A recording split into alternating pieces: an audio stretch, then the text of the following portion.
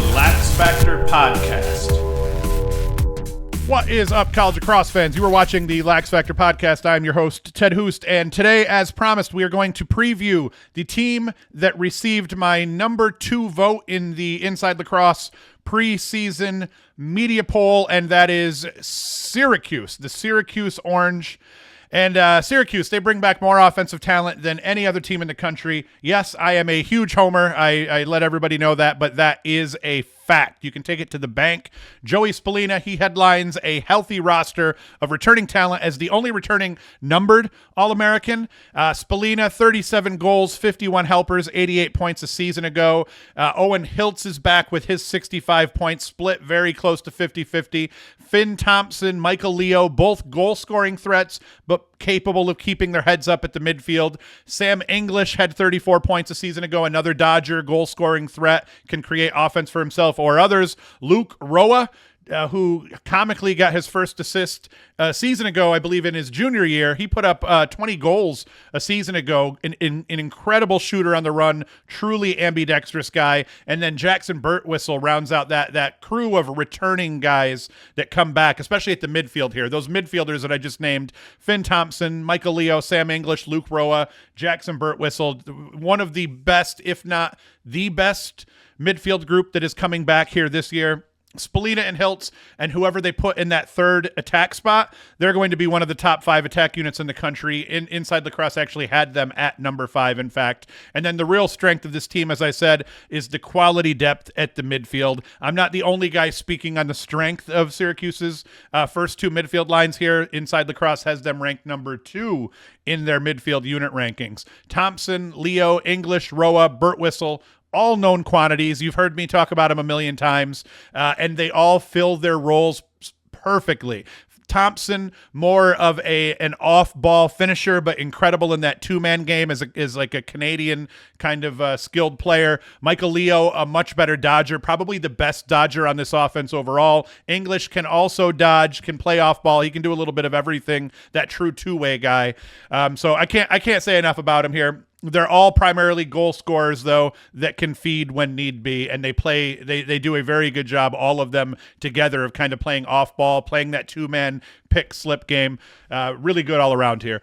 Billy Dwan, he is the lone returning numbered All-American on the defensive side of the ball. Carter Rice was an honorable mention All-American a season ago. In my opinion, by the end of last season, Carter Rice was one of the 10 best short stick D-mids in the country. If he wasn't top 10 last year, because there was a lot of guys that did graduate, he was just on the cusp of it, and I think he will be one of the best short stick D-mids in this upcoming season. Riley Figueres, he forced 28 turnovers a year ago. He's the guy donning the number 11 and is very capable. I think he struggled a little bit in the 2-man game. You could even make the argument Syracuse struggled with picks, defending picks last season overall, but Figueres, the ceiling is very high. I think Billy Dwan, everyone's expecting him to be the best poll returning, but Figueres could be the guy. He missed, I believe, what was it? His first season to injury. Last season was his first full season as a starter.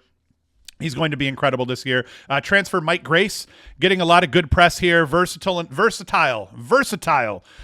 enough to help Syracuse wherever they need him on defense. I believe he'll probably play LSM, but he could pretty much play wherever they need to plug him in. A few teams lost top-level face-off guys, including Syracuse, who lost Mason Kohn 58% a year ago, but most teams didn't have 2 guys on their roster that won 58% of their draws in 2024. Syracuse did.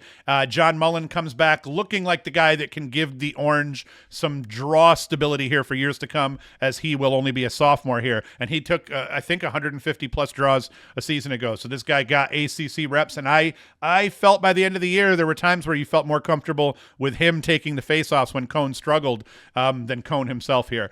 The only outright question I think this team has is in cage. Can Jimmy McCool, or whoever ends up starting here, be just good enough to allow this team to get back to a Final Four? Hot take. I think from what I'm hearing of Jimmy McCool so far, and just what we know, he was a highly rated recruit. He has been sitting here waiting patiently to get his time.